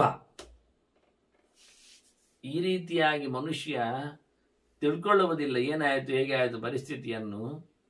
ರಾಗಕ್ಕೆ, ಅನುರಾಗಕ್ಕೆ, ಆಸೆಗಳಿಗೆ, ಕಾಮನೆಗಳಿಗೆ ಬಲಿಯಾಗ್ತಾನೆ. ಅದು ಈಡೇರಿಕೊಂಡ್ರೆ ಅದನ್ನು ಉಳಿಸಿಕೊಳ್ಳಿಕ್ಕೆ, ಬೆಳೆಸಿಕೊಳ್ಳಿಕ್ಕೆ ಯಾರಿಗೂ ಕೊಡದಂತೆ ಅದನ್ನು ಹಿಡಿಸ್ಲಿಕ್ಕೆ ನೋಡ್ಲಿಕ್ಕೋಸ್ಕರ ಲೋಭಿ ಆಗ್ತಾನೆ. ಹೀಗಾಗಿ ಇದರಿಂದಾಗಿ ಶತ್ರು ಯಾರು ಮಿತ್ರ ಯಾರು ಗೊತ್ತಾಗೋದಿಲ್ಲ. ಶತ್ರುವೇ ಮಿತ್ರನಾಗ್ತಾನೆ, ಮಿತ್ರನೇ ಶತ್ರು ಆಗ್ತಾನೆ ಅಂತ. ಯೇಷಾಂ ಸೌಮ್ಯಾನಿ ಮಿತ್ರಾಣಿ ಕ್ರೋಧನಾಶ್ಚೈವ ಶತ್ರವಃ ಶಾಂತಿದಾಸ್ತೇನ ಬುದ್ಧಂತೆ ರಾಗಲೋಭವಶಂಗತಾ. ಕೆಲವರದ್ದು ಮಿತ್ರರು ಭಾರಿ ಚಪ್ಪೆ ಇರ್ತಾರೆ, ಕೆಲವರದ್ದು ಶತ್ರುಗಳು ಭಾರಿ ಕೋಪಿಷ್ಠರಾಗಿರ್ತಾರೆ. ಆಚೀಚಿಯಾಗಿರುತ್ತೆ ಇಲ್ಲ ಅಂತಲ್ಲ. ಒಬ್ಬನಲ್ಲಿಯೇ ಸೌಮ್ಯವಾದ ಶತ್ರುಗಳು, ಕ್ರೂರರಾದಂತಹ ಮಿತ್ರರು ಇರ್ತಾರೆ. ಆಚೀಚೆ ಇರ್ತಾರೆ ಕ್ರೂರರಾದ ಶತ್ರುಗಳು, ಬಹಳ ಸೌಮ್ಯರಾದ ಮಿತ್ರರು ಇರ್ತಾರೆ. ಹಾಗಾಗಿ ಇವರಿಗೆಲ್ಲ ನಾವು ಎಷ್ಟು ಬುದ್ಧಿ ಹೇಳಿದ್ರು, ಸಮಾಧಾನಗೊಳಿಸಿದ್ರು, ಇವರೇನು ಅರ್ಥ ಆಗುವುದಿಲ್ಲ. ಯಾಕೆಂದ್ರೆ ಅವರಲ್ಲಿರತಕ್ಕಂಥ ಆಸೆ, ಆಕಾಂಕ್ಷೆಗಳು, ಇನ್ನೊಬ್ಬರ ಮೇಲಿನ ಮತ್ಸರ, ಇವೆಲ್ಲ ಅರ್ಥ ಆಗದೇ ಇರುವಂತೆ ಮಾಡುತ್ತದೆ ಅಂತ. ಯಾರಾದ್ರೂ ಹುಟ್ಟಿನಿಂದ ಶತ್ರು ಆಗಿರ್ತಾರ? ಹೌದಲ್ಲ? ಅದು ಹೇಳೋ ರೀತಿ ಬಹಳ ಚೆನ್ನಾಗಿದೆ. ಹುಟ್ಟಿನಿಂದ ಯಾರಾದ್ರೂ ಮಿತ್ರರು ಅಂತ ಇರ್ತಾರ? ಮತ್ತೆ ಆಗುದು ಅಲ್ವಾ? ಹಾಗೆ ನಾಸ್ತಿ ಜಾತ್ಯ ರಿಪುಹು ನಾಮ ಮಿತ್ರನ್ನಾಮ ನ ವಿದ್ಯತೆ. ಜಾತ್ಯ ಅಂದ್ರೆ ಜಾತಿಯಿಂದ ಒಂದು ಅರ್ಥ ಉಂಟು, ಅರ್ಥ ಹುಟ್ಟಿನಿಂದ ಅಂತ ಒಂದು ಅರ್ಥ ಇದೆ. ಜಾತಿಯಿಂದ ಯಾರಿಗಾದ್ರೂ ಜಾತಿ ಪಗೆ ಅಂತಾರಲ್ಲ, ಜಾತಿ ಹಗೆ ಅಂತಾರೆ. ಜಾತಿಯಿಂದ ನಿಜವಾಗಿ ಹಾವು ಮುಂಗುಸಿಗಳಿಗೆ ಜಾತಿ ಬಗೆ ಅಂತ ಕರೀತಾರೆ. ಜಾತಿಯಿಂದ ಅದಕ್ಕೆ ಆಗುವುದಿಲ್ಲ, ನೋಡಿದ್ರೆ ಆಗುವುದಿಲ್ಲ ಅಂತ. ಹಾಗಾಗಿ ಹೇಳ್ತಾನೆ, ಯಾರು ಹುಟ್ಟಿನಿಂದ ಶತ್ರು ಆದದ್ದಿಲ್ಲ, ಮಿತ್ರನಾದದ್ದಿಲ್ಲ. ಮತ್ತೆ ಪರಿಸರದಿಂದ ಆಗುವಂಥದ್ದು, ಕೆಲಸದಿಂದ ಆಗುವಂಥದ್ದು, ಆದದ್ದು ಕತೆ ಹಾಗೆ ಅಂತಾರೆ. ಸಾಮರ್ಥ್ಯ ಯೋಗಾತ್ ಜಾಯಂತೆ ಮಿತ್ರಾಣಿ ರಿಪುವಸ್ತತ. ನಮ್ಮ ನಮ್ಮ ಲೆಕ್ಕಾಚಾರದಲ್ಲಿ ಆಗ್ತಾರೆ ಅವರು. ನಮಗೆ ಬೇಕಾದಂಥ ಕೆಲಸಗಳಿಂದಾಗಿ ಆಗ್ತಾರೆ. ಯಾರೋ ಮಿತ್ರರು, ಯಾರೋ ಶತ್ರುಗಳು ತನ್ನಷ್ಟಕ್ಕೆ ಆಗ್ತಾ ಇರ್ತಾರೆ. ಅದರದ್ದೇ ಆಗಿರತಕ್ಕಂಥ ಲೆವೆಲ್ ಅದಕ್ಕುಂಟು. ಹಾಗಾಗಿ ಇದರ ಬಗ್ಗೆ ಎಲ್ಲ ಸರಿ, ನೀನೆಂಥದ್ದು ಮತ್ತೆ ಇದನ್ನು ಬಹಳ ಚೆನ್ನಾಗಿದೆ ನೋಡಿ. ಮಿತ್ರ ಆಗೋದು ಯಾವಾಗ, ಶತ್ರು ಆಗೋದು ಯಾವಾಗ? ಇದು ಧರ್ಮರಾಜನಿಗೆ ನೇರ ಉತ್ತರ ಕೊಡುವ ಹಾಗೆ. ಯೇಷಾಂ ಒಂದು ದೃಷ್ಟಿಯಿಂದ ಇರುವ ಲೆಕ್ಕಾಚಾರ ಹೇಳುದವನು. ಯೋ ಯಸ್ಮಿನ್ ಜೀವತಿ ಸ್ವಾರ್ಥಂ ಪಶ್ಯೇತ್ ಪೀಡಾಂ ನ ಜೀವತಿ ನ ತಸ್ಯ ಸತಸ್ಯ ಮಿತ್ರಂ ತಾವತ್ ಸ್ಯಾತ್ ವ್ಯಾಪನ್ನಃ ಸ್ಯಾದ್ ವಿಪರಿ. ಒಬ್ಬನಿಗೆ ಯಾರು ಮಿತ್ರ ಆಗಬೇಕು ಹೇಳಿದ್ರೆ, ಯಾರು ಬದುಕಿದ್ದರೆ ಅವನ ಕೆಲಸ ಸರಿಯಾಗ್ತದೆ, ಯಾರು ಬದುಕಿದ್ದರೆ ಅವನಿಗೆ ತೊಂದರೆ ಆಗುವುದಿಲ್ಲ, ಅಂಥವನನ್ನು ಮಿತ್ರನನ್ನಾಗಿಸಿಕೊಳ್ಳಬೇಕು. ಒಬ್ಬ ಬದುಕಿದ್ದಾಗ ಅವನಿಗೆ ಉಪಯೋಗಕ್ಕೆ ಬರಬೇಕು, ತೊಂದರೆಗೆ ಬರಬಾರದು. ಎರಡು ಮುಖದಿಂದ ಜನರು ಗುರುತಿಸ್ತಾರೆ ವ್ಯಕ್ತಿಯನ್ನು, ಅವನ ಶಕ್ತಿಯನ್ನು, ಅವನ ಸಂಪರ್ಕವನ್ನು, ಅವನ ಇರವನ್ನು. ಯಾಕೆಂದ್ರೆ ಅವನಿದ್ದುಕೊಂಡು ನಮ್ಮ ಉಪಕಾರ ಮಾಡಬೇಕು, ಇದು ಒಂದು ಮುಖ. ಎರಡನೇದ್ದು, ಅವ ಇದ್ದುಕೊಂಡು ನಮಗೆ ಉಪದ್ರ ಮಾಡಬಾರದು. ಉಪದ್ರ ಮಾಡದಿರುವುದು ಒಂದು ಉಪಕಾರ ಅಂತ ತಲೆಯಲ್ಲಿ. ನೀವು ವಿರೋಧಿಸಬೇಡಿ, ವಿರೋಧಿಸದಿದ್ರು ನಮಗೆ ಉಪಕಾರ ಮಾಡಿದಾಗೆ ನೀವು. ಅಂದ್ರೆ ನಾವು ಒಂದೊಮ್ಮೆ ಮಾಡುತ್ತಿರುವ ಕೆಲಸ ಸರಿ ಇಲ್ಲದಿದ್ರೆ ನೀವು ನಮಗೆ ಆ ಇಲ್ಲದ ಕೆಲಸಕ್ಕೆ ಅನುವು ಮಾಡಬೇಕು. ಮಾಡೋದಿಲ್ಲ ಆದ್ರೆ ನಾವು ಮಾಡೋ ತಪ್ಪನ್ನು ತಪ್ಪು ಒಂದು ಊರು ತುಂಬ ಹೇಳಲಿಕ್ಕೆ ಹೋಗಬಾರ್ದು, ನೀವು ಖಾಲಿ ಹೇಳಲಿಕ್ಕೆ ನಿಲ್ಲಬಾರ್ದು. ಮತ್ತೆ ನಾಯಿ ಮುಚ್ಚಿ ಕೂತ್ಕೊಳ್ಳಿ. ಇಲ್ಲಿಗೆ ಬರುವ ಭೀಷ್ಮನ ಗೆರೆಯಲ್ಲಿ ಪಾಂಡವರಿಗೆ ದ್ಯೂತದ ಬಳಿಕ ಮಾತಿನಂತೆ ಅರ್ಧ ರಾಜ್ಯವನ್ನು ಅವರ ಪಣ ಮುಗಿಸಿದ್ದಕ್ಕೆ ಕೊಟ್ಟು ಬಿಡಬೇಕು. ಸತ್ಯ ತಾನೆ? ಹೌದು, ಕೊಡುವ. ಅವರಿಗೆ ಕೊಡಬೇಕೋ ಬೇಡವೋ ಅಂತ ಹೇಳುವುದರಲ್ಲಿ, ಕೊಡಬೇಕು ಅಂತ ಹೇಳುವ ಬಾಯಿ ಮುಚ್ಚಿಕೊಂಡು ಭೀಷ್ಮ, ದ್ರೋಣ, ಕೃಪರೆಲ್ಲ ಕೂತು ಬಿಟ್ರೆ ದುರ್ಯೋಧನನಿಗೆ ಏನರ್ಥ ಆಗ್ತದೆ? ಅಷ್ಟೇ ಅಲ್ಲದೆ ಭೀಷ್ಮ ದ್ರೋಣಾದಿಗಳು ಕೊಡು ಅಂತ ಹೇಳಲಿಲ್ಲ, ಉಪಕಾರ ಮಾಡಲಿಲ್ಲ, ಮತ್ತೆ ಸುಮ್ಮನೆ ಕೂತರು. ಸುಮ್ಮನೆ ಕೂತದ್ರಿಂದ ಏನಾಯಿತು? ಒಂದು ದೃಷ್ಟಿಯಿಂದ ಕೊಡಬಾರ್ದು ಎನ್ನುವುದನ್ನು ಗಟ್ಟಿ ಮಾಡಿದಾಗಾಯಿತು. ಅವು ಕೊಡು ಹೇಳಿದ್ರು ಕೇಳಲಿಲ್ಲ ಅಂತ ನೀವು ಹೇಳ್ಬೋದು ಅಲ್ವಾ? ಕೇಳುವಾಗಿ ಹೇಳಲಿಲ್ಲ, ಯಾಕೆ ಹೇಳಬಾರ್ದು ನಾವು? ಅದೇಗೆ ಸಾಧ್ಯ ಅಂದರೆ ಅದು ಬಹಳ ಚೆನ್ನಾಗಿದೆ. ವಿದುರ ಹೇಳುತ್ತಾನೆ, ಧೃತರಾಷ್ಟ್ರ, ನಿನಗೆ ಈ ಯುದ್ಧವು ಬೇಡ ಅಂತಾಗಿದ್ರೆ, ಮಕ್ಕಳು ಬಡಿಬಾರದು ಅಂತ ಇದ್ರೆ, ಧರ್ಮರಾಜಾದಿಗಳಿಗೆ ಅರ್ಧ ರಾಜ್ಯವನ್ನು ಕೊಡುವುದು ಸತ್ಯವೇ ಎಂದು ನಿನ್ನ ಅನಿಸಿದ್ರೆ, ನಿನಗೆ ದುರ್ಯೋಧನನ್ನು ಹಿಡಿಲಿಕ್ಕೆ ಆಗುವುದಿಲ್ಲ ಆದರೆ, ನಿಲ್ಲಿಸ್ಲಿಕ್ಕೆ ಬರದಿದ್ರೆ ಹೇಳಿಬಿಡು ನಿಲ್ಲಿಸ್ಲಿಕ್ಕೆ ಬರುವುದಿಲ್ಲ ಅಂತ. ಮತ್ತೆ ಭೀಮಾರ್ಜುನರವರನ್ನು ಕಟ್ಟಿ ಹಾಕಿ ಬಿಡ್ತಾರೆ, ದುಶ್ಯಾಸನ ದುರ್ಯೋಧನರನ್ನು, ಮುಗಿದೋಯ್ತು. ಆದ್ದರಿಂದ ಉಪಕಾರ ಮಾಡದಿದ್ರು ನೀನು ತಡಿಲಿಕ್ಕೆ ಬರಬೇಡ. ಅದಾಗ್ತದೆ ನಿನ್ನಿಂದ. ಅದಾಗಲಿಲ್ಲ. ಧೃತರಾಷ್ಟ್ರ ಆಗ ಒಪ್ಪಿಕೊಡ್ಲಿಲ್ಲ. ಆಯ್ತು, ನನಗೆ ಅವನು ಬೇಡ. ಸುಮಾರು ಮಾತು ಹೇಳಿದ್ದಾನೆ, ಅವ ಕೆಟ್ಟವ ಅಂತ ಹುಟ್ಟುವಾಗಲೇ ಗೊತ್ತಾಗಿದೆ, ಅವನು ಬೇಡ ಆಗಿದ್ದಾನೆ. ಇಷ್ಟು ಹೇಳಿಯೂ ನನ್ನ ಮಗ ಅಲ್ವಾ ಅಂತಾನೆ. ಒಂದೇ ಒಂದು ಮಾತು ಧೃತರಾಷ್ಟ್ರ, ಆಯಿತು ನನ್ನ ಮಗನ ನಾನು ಬಿಟ್ಟುಕೊಟ್ಟಿದ್ದೇನೆ, ಭೀಮಾರ್ಜುನರು ಕಟ್ಟಿ ಹಾಕೊಳ್ಳಿ ಅಂತ ಹೇಳಿದ್ರೆ ಯುದ್ಧವೇ ಆಗ್ತಿರ್ಲಿಲ್ಲ. ಇದೊಂದು ಬೈ ಫೋರ್ಸ್ ನಡಿಬೇಕೆ ತಗೊಳ್ಳಿ ಕೆಲವು. ಬೇಡ, ಅದು ಬೇಡ, ನಾನು ಕಾಡಿ ಹೋಗ್ತೇನೆ, ನಾನು ಯುದ್ಧಕ್ಕೆ ನಿಲ್ಲುವುದಿಲ್ಲ, ನಾನು ಮಂತ್ರಿ, ಅದು ನನ್ನ ಸಪೋರ್ಟ್ ಇಲ್ಲ, ನೀವು ಕೇಳುವುದಿಲ್ಲ, ನಾನು ಹೋಗ್ತೇನೆ, ನೀನು ನನ್ನೊಟ್ಟಿಗೆ ಕಾಡಿವ. ಇದು ಭೀಷ್ಮನಲ್ಲಿ ಹೇಳಿತ್ತು. ಬರುವಾಗ ಧೃತರಾಷ್ಟ್ರ ಹೇಳ್ಕೊಂಡು ಬಂದಿದ್ದಾನೆ. ಅದ್ರ ಕೇಳಿದ್ನ? ಆದ್ರಿಂದ ಉಪಕಾರ ಮಾಡುವುದು ಬಿಡಿ, ಅಪಕಾರ ಮಾಡದಿರುವುದು ಒಂದು ಲಾಭ. ಆ ಸಭೆಯಿಂದ ಎದ್ದೋಗ್ಬೇಕಿತ್ತು, ಕೌರವ ಎದ್ದೋಗ್ತಿದ್ದ, ಭೀಷ್ಮ ಎದ್ದೋಗ್ತಿರ್ಲಿಲ್ಲ. ನಾನು ಯುದ್ಧವನ್ನು ಬಯಸುವುದಿಲ್ಲ, ಕೃಷ್ಣ ಹೇಳಿದಾಗೆ ಸಂಧಾನ ಪ್ರಿಯ ಹೇಳಿ ಭೀಷ್ಮ ಸಭೆಯಿಂದ ನಿರ್ಗಮನ.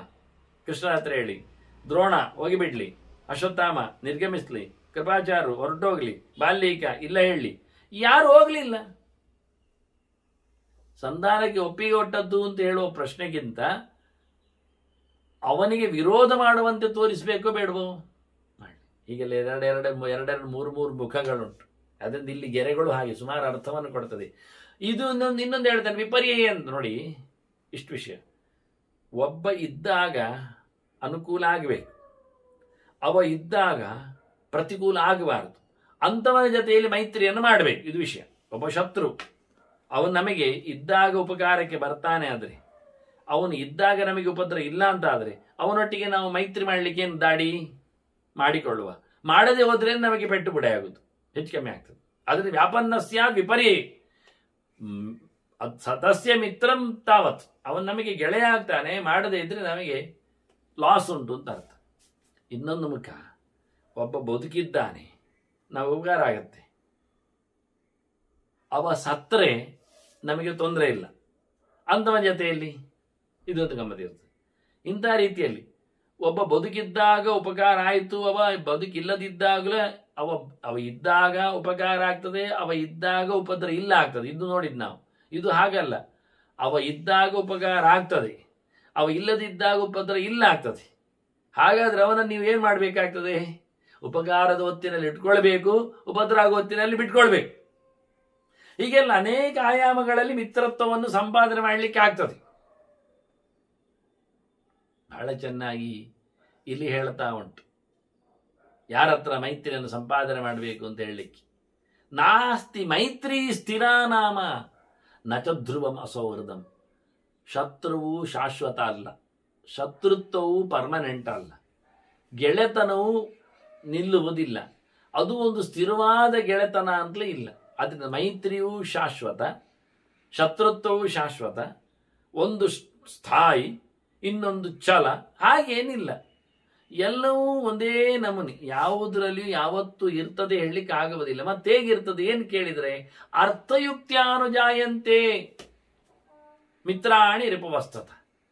ದುಡ್ಡಿನ ಮೇಲೆ ನಿಂತಿದೆ, ಲಾಭದ ಮೇಲೆ ಕೂತಿದೆ, ಪ್ರಯೋಜನದ ಮೇಲೆ ಹೇಳಿದೆ, ಇಷ್ಟೇ. ಅರ್ಥಶಬ್ದಕ್ಕೆ ಸುಮಾರು ಅರ್ಥ ಇರಲಿಕ್ಕಾಗಿ, ಉಪಕಾರ ಆಗ್ತದ ಅವನು ಶತ್ರು, ಉಪದ್ರ ಆಗ್ತದ ಉಪಕಾರ ಆಗ್ತದ ಅವನು ಮಿತ್ರ, ಉಪದ್ರ ಆಗ್ತದ ಅವನು ಶತ್ರು, ಇಷ್ಟೇ. ಅರ್ಥಯುಕ್ತಿಯ ಪ್ರಯೋಜನದ ಹೆಳೆಯಲ್ಲಿ ನಾವು ಮಿತ್ರನನ್ನು ಶತ್ರುನನ್ನು ಗುರುತಿಸ್ತೇವೆ. ಪ್ರಯೋಜನ ಆಗ್ತಾ ಇದ್ರೆ ಅವನು ನಿರಂತರವಾಗಿ ಮಿತ್ರನಾಗಿರ್ತಾನೆ. ಎಲ್ಲಿಯೋ ಒಂದು ಕಡೆಯಲ್ಲಿ ನಮಗೆ ಪ್ರಯೋಜನ ತಪ್ಪಿದ ಅವನಿಗೆ ಶತ್ರು ಆಗಲಿ ಶುರುವಾಗಿದ್ದಾನೆ. ಹಾಗೆ ಕ್ರಮ. ನಿತ್ಯ ಮಿತ್ರ ನಿತ್ಯ ಶತ್ರು ಅಂತ ಇಲ್ಲ. ಇದು ಹೇಗೆ ಕೇಳಿದರೆ, ವಿರೋಧ ಪಕ್ಷ ಆಡಳಿತ ಪಕ್ಷ ಇದ್ದಾಗೆ, ಅದು ಅಸ್ಥಿರ. ಯಾಕೆಂದ್ರೆ ಅದು ಚುನಾವಣೆ ಆಗುವಾಗ ಆಚೀಚೆ ಆಗ್ತಾ ಇರ್ತದೆ ಅಂತ ಹೇಳಿದ ಹಾಗೆ. ಆದ್ರಿಂದ ಯಾವಾಗಲೂ ನಮಗೆ ಬೇಕಾದ್ದು ಅಂತ ಇಲ್ಲ, ನಮಗೆ ಯಾವುದೂ ಆಗ್ತದೆ ಹೇಳಿಕೊಂಡ ಜನ ಇರ್ತಾರೆ ಕೆಲವೊಮ್ಮೆ. ಹೀಗೆ ಬಹಳ ಚೆನ್ನಾಗಿದೆ ಹೇಳುತ್ತದೆ, ಸಂಪತ್ತು ನೋಡಿಕೊಂಡು ಉಚಿತ ಉಂಟಾ ಅವರು ಒಳ್ಳೆಯವರು, ನಮಗೆ ಉಚಿತ ಇಲ್ಲವ ಅವಳು ಆಳು. ಅರ್ಥಯುಕ್ತಿಯ ಅನುಜಾಯಂತೆ. ನಮಗೆ ಅನುಕೂಲ ಮಾಡಿಕೊಡ್ತಾರಾದ್ರೆ ಅವರು ಭಾರಿ ಒಳ್ಳೆಯವರು, ನಮಗೆ ಉಪದ್ರ ಮಾಡ್ತಾರಾದ್ರೆ ಅವರು ಭಾರಿ ಕೆಟ್ಟವರು. ವಸ್ತುಶಃ ವ್ಯಕ್ತಿಯನ್ನು ಅಳಿಲಿಕ್ಕೆ ಬರುವುದಿಲ್ಲ, ನಮ್ಮ ಲೆವೆಲ್ ಅಲ್ಲಿ ನಮ್ಮ ಮೂಗಿನ ಹತ್ತಿರದಲ್ಲಿ ಅವರನ್ನು ಹೇಳಲಿಕ್ಕೆ ಬರ್ತದೆ ಅಂತ. ನಮಗೆ ಉಪಕಾರಕ್ಕೆ ಬಂದರೆ ಅವ್ರು ಭಾರಿ ಒಳ್ಳೆಯವರೇ. ನಮಗೆ ಉಪದ್ರ ಕೊಡ್ತಾರಾದ್ರೆ ನಿಜವಾಗಿ ದೇಶಕ್ಕೆ ಒಳ್ಳೆಯದು, ಆದರೆ ನಮಗೂ ಬದ್ರದು, ಅದರಿಂದ ಹಾಳಾಗಿ ಹೋಗ್ಲಿ ಅಂತೇವೆ ನಾವು ಅವರನ್ನು. ಮಿತ್ರಂಚ ಶತ್ರುತಾಮೇತಿ ಕದಾಚಿತ್ ಕಾಲಪರ್ಯೇ ಶತ್ರುಶ್ಚ ಮಿತ್ರತಾಮೇತಿ. ಕೆಲವೊಮ್ಮೆ ಮಿತ್ರನು ಶತ್ರು ಆಗ್ತಾನೆ, ಕೆಲವೊಮ್ಮೆ ಅದೇ ತಿರ್ಗಾ ಮುರ್ಗಾದ ಕಾಲ ಹೆಚ್ಚು ಕಡಿಮೆ ತಿರುಗಿದಾಗ ಏನಾಗ್ತದೆ, ಕೆಲವೊಮ್ಮೆ ಶತ್ರುಶ್ಚ ಮಿತ್ರ, ಶತ್ರು ಮಿತ್ರ ಆಗ್ತಾನೆ. ಕೆಲವೊಮ್ಮೆ ಗೆಳೆಯನು ಹಾಳಾಗ್ತಾನೆ, ಕೆಲವೊಮ್ಮೆ ಹಾಳನವನು ನಮಗೆ ಗೆಳೆಯನಾಗ್ತಾನೆ. ಅದು ಕಾಲದ ಮೇಲೆ ಡಿಪೆಂಡ್ಸ್. ಯಾವಾಗ ಕಾಲ ಸರಿ ಇರ್ತದೆ ಹೆಚ್ಚು ಕಮ್ಮಿ ಕೇಳಿದರೆ ಸ್ವಾರ್ಥವಾಗಿ ಬಲವತ್ತರ. ನನಗೆ ಬೇಕಾದಾಗೆ ನಾನೇ ಕಾಲವನ್ನು ತಿರುಗಿಸು.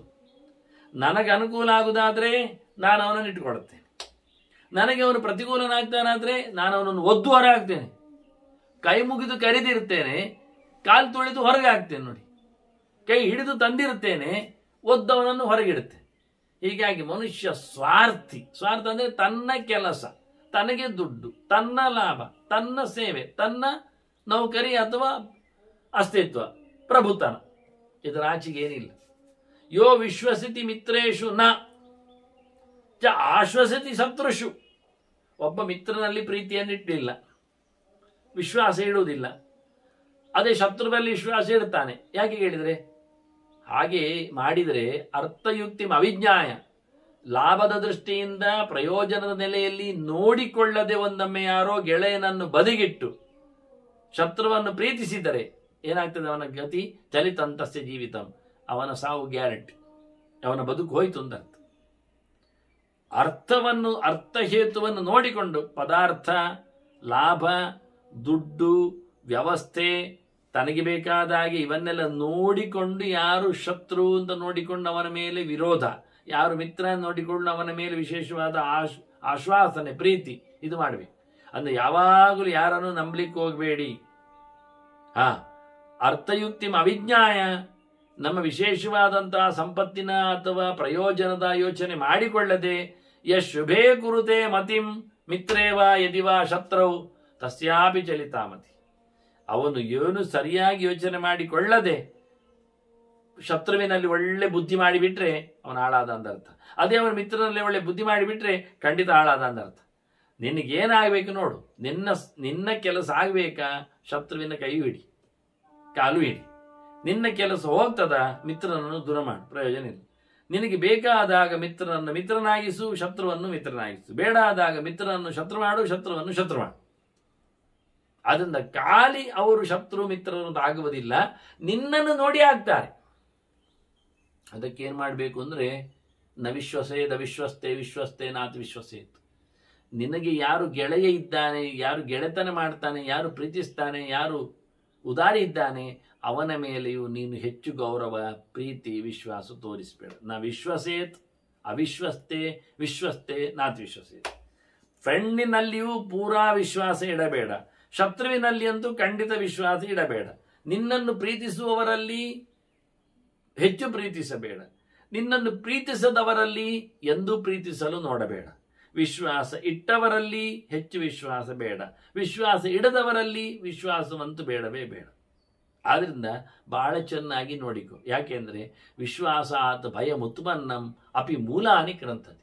ಒಂದೊಮ್ಮೆ ನೀನು ಇಟ್ಟ ವಿಶ್ವಾಸದಿಂದ ಏನಾದರೂ ಹೆಚ್ಚು ಕಡಿಮೆ ಆದರೆ, ತೊಂದರೆ ಬಂದರೆ ಖಂಡಿತವಾಗಿಯೂ ಬೇರು ಸಮೇತ ಹೋಗ್ತದೆ, ಬುಡದಿಂದ ಖಾಲಿ ಆಗ್ತದೆ, ಕಿತ್ತು ಹೋಗ್ತದೆ. ಅಯ್ಯೋ ಹೇಳಿಕೊಂಡು ನಾನು ನಂಬಿ ಕೆಟ್ಟೆ ಅಂತ ಬೊಬ್ಬೆ ಹೊಡಿತಾನೆ.